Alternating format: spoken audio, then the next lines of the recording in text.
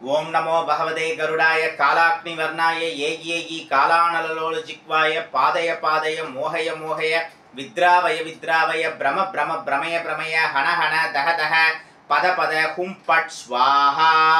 ओम अस्य श्री गरुडकवचस्तोत्रमन्त्रस्य नारद भगवान् ऋषिः वैनदेयो देवता अनुष्टुप् श्री वैनदेय प्रीत्यर्थे जपे विनियोगः।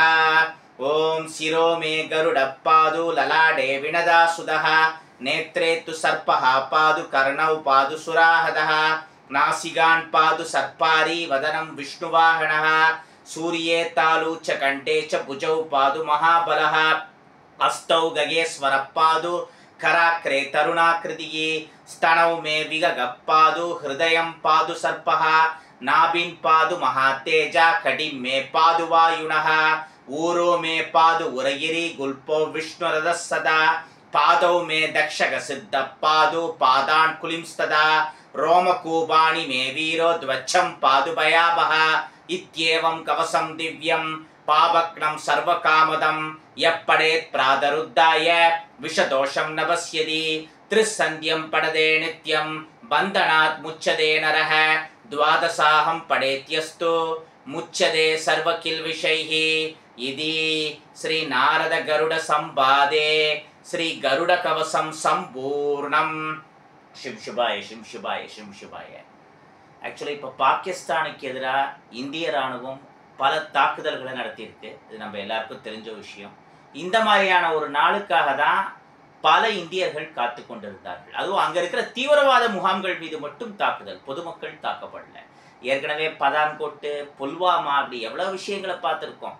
ஒரு கண்டனம் தெரிவிக்கிறதோடு முடிச்சிருவாங்க. அது எந்த கவர்மெண்ட்டாக இருந்தாலும் ஏதாவது உருப்படியாக ஆக்ஷன் எடுக்கட்டும், அப்புறம் பார்த்துக்கலாங்கிறதுக்காக தான் இவ்வளோ நாள் வெயிட் பண்ணியிருந்தது என்ன மாதிரி பல பேர். இது உண்மையிலேயே கொண்டாடப்பட வேண்டிய தருணம். இதுக்கு நம்ம 3 பேருக்கு முக்கியமாக நன்றியை சொல்லியானோம். முதல் நன்றி, சென்ட்ரல் கவர்மெண்ட்லேருந்து ஆர்டர் வந்ததுனால தான் இதை பண்ண முடிஞ்சுது. அது இல்லாமல் பண்ண முடியாது. அதனால சென்ட்ரல் கவர்மெண்ட் இன்றைக்கி யார் கண்ட்ரோலில் இருக்குது? பிரதமர் மோடி அவர்கள் கண்ட்ரோலில். ஸோ ஒரு இந்தியனா கட்சி பேதத்தை அப்பாற்பட்டு இந்த விஷயத்துக்காக நல்லா கவனிங்க, அட்லீஸ்ட் இந்த விஷயத்துக்காக மோடிக்கு நன்றி சொல்லலாம். அதுக்கு அடுத்து நம்ம இந்திய இராணுவம் இவ்வளோ ஒரு திறமையான தாக்குதல் பண்ணுறதுக்கு ஒரு திறமை, கட்ஸுங்கிறது இருக்கணும். ஸோ இந்தியன் ஆர்மிக்கு. 3வது, இதை முன்னின்று செய்தவர்கள் யார்? நம்ம இந்தியன் கர்னல் சோஃபியா குரேஷி அவர்கள், அப்புறம் வியோமிகா சிங் விங் கமாண்டர். இவங்க 2 பேருமா சேர்ந்து இதை முக்கியமாக பண்ணியிருக்காங்க.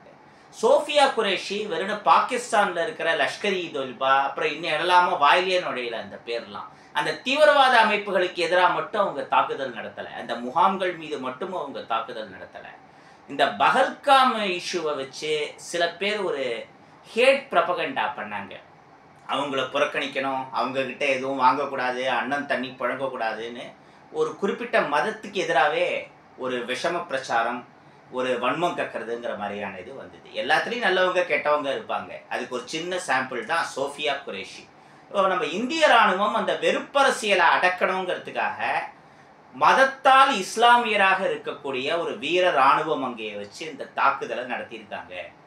இந்தியாவில் இராணுவத்தில் இஸ்லாமியர்களும் நிறைய பேர் இருக்காங்க, தேசபக்தி இருக்கிறவர்களும் நிறைய பேர் இருக்காங்கங்கிறது இது மூலமாக ஜஸ்ட் ஒரு சாம்பிள் மக்களுக்கு தெரியப்படுத்துறது. அதனால் வெறுப்பரசியலெல்லாம் மறந்து நம்ம நாட்டுக்காக ப்ரே பண்ணுவோம். நம்மளால் முடிஞ்சது அட்லீஸ்ட் அதுதான்.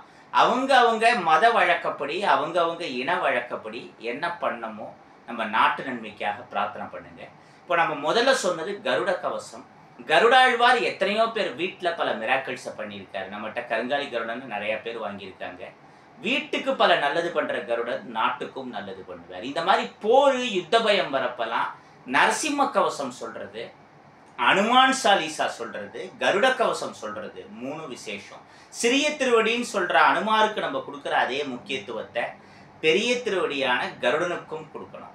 அதனால் இந்த நரசிம்ம கவசம், கருட கவசம், அனுமான் சாலிசா மாதிரியான விஷயங்களை சொல்ல தெரிஞ்சவங்க சொல்லலாம், இல்லை அட்லீஸ்ட் இந்த மாதிரி கேட்கலாம். கருட கவசத்தை அனைவரும் சொல்லி இந்த நாட்டுக்காக பிரார்த்திப்போம். கருட கவசத்தை சொல்லியோ அல்லது இந்த மாதிரி கேட்டோ நம்ம நாட்டுக்காக பிரார்த்தனை பண்ணுங்க. நிச்சயமா உரிய பதிலடியை பாகிஸ்தானுக்கு இந்தியா தரும், ஏற்கனவே தந்துருக்கு. உலக அரங்கில் தலைநிமிர்ந்து நம்முடைய பாரத தேசம் நிற்கப் போகிறது, மிளிரப் போகிறது. ஆனால் வேற்றுமையை கருவறுப்போம், ஒற்றுமையோடு நாம் இந்தியன் என்று உரக்க சொல்வோம்.